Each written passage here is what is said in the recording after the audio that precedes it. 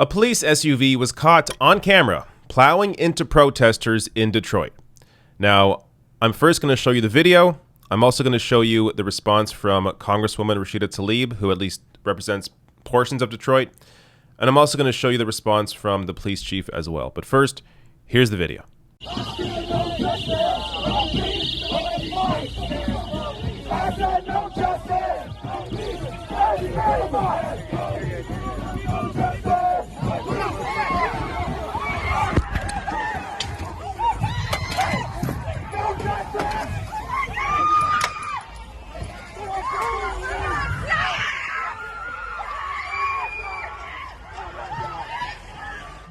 All right. I mean, that kind of speaks for itself. He almost at one point, he or she, whoever's driving this, they just narrowly missed completely running over a guy. I mean, this is completely insane. Now, this is posted by activist Ethan Kettner, saying Detroit Police Department drove into 10 to 12 protesters, including myself. Multiple people are going to the hospital. So luckily, nobody was killed, but clearly people were injured. And this reminds me a lot of what happened in New York, where you had those two police SUVs also plow into protesters. But this one is more violent. And I mean, the truck here is driving a lot quicker than the police cruisers were in that New York video. Now, let me first give you a response here from Congresswoman Tlaib, who said, "This is outrageous. Our city fought hard to have an elected commission to oversee abuse and misconduct by police. Detroit Board of Police Commissioners, I hope you understand the gravity of this, especially if not fully investigated, documented, and addressed." Now, let me give you the response here from the police chief. So, Chief James Craig defended the officer's actions, saying the cops in the vehicle feared for their safety after protesters smashed the rear window and surrounded the cruiser. Craig claimed without evidence that several protesters were, quote-unquote, armed with hammers, an allegation that demonstrators adamantly deny. Quote, "When that rear window was broken, the officers had to make decision," Craig told council members. "They felt a clear and present threat, and they decided to leave the location." Now, just before I go on to the rest of the quote that I'm going to read here in a second, had to leave the location. Like, this is this is the kind of language police always use. Officer involved shooting, not that cops shot anybody, but officer involved shooting. Oh, they had access to weapons, which means they had a knife block in the house that they used to chop vegetables with, or they had to leave the location by driving directly into people and almost running over somebody's head. I mean, I guess he left that part out, but this is how they always try to, this is how they, for lack of a better term, police their own language when discussing the harm that they've caused. But going on here, Craig said he too would have fled. Quote, "I would have made any effort I would have to get out of harm's way," Craig said. Protesters said the incident escalated when the police car drove through the peaceful crowd, narrowly clipping several people. Police typically allow protesters to march without intervening, but for reasons that remain unclear, officers on Sunday tried to prevent demonstrators from returning to a park. Quote, "For whatever reason, someone felt it would be important to guide them in a more direct route," Craig said. "It caused the agitation to escalate." So that's from, just so it's clear, that's from Detroit Metro Times. So, I mean, this is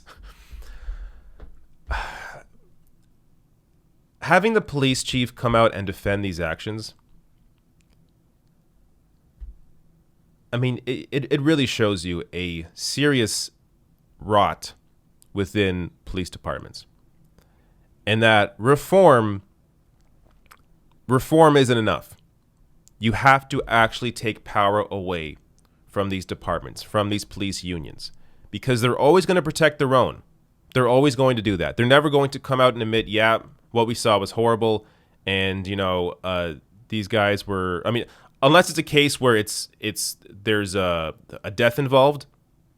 But even then, obviously, as we've seen, very rarely do these police unions or departments come out and be objective about what actually happened, about what we've seen, what we are seeing right now on camera.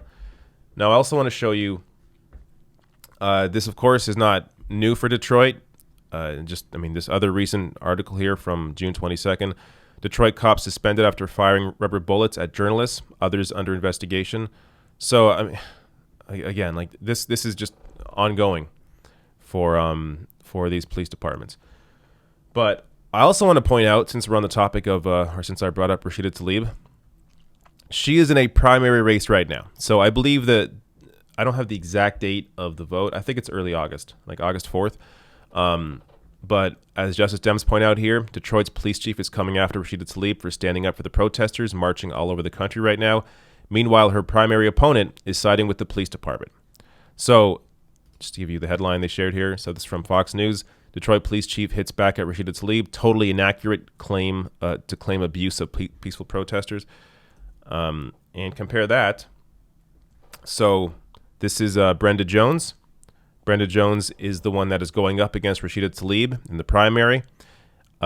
She is the council president for the city of Detroit. So this is a real primary challenge. And this is somebody who also ran in 2018.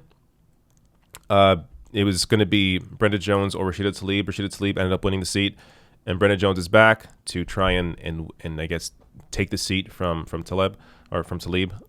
So this is a race you have to pay attention to. And also, pointing out Brenda Jones here from The Intercept. Brenda Jones took illegal campaign cash from donors doing business with the city of Detroit.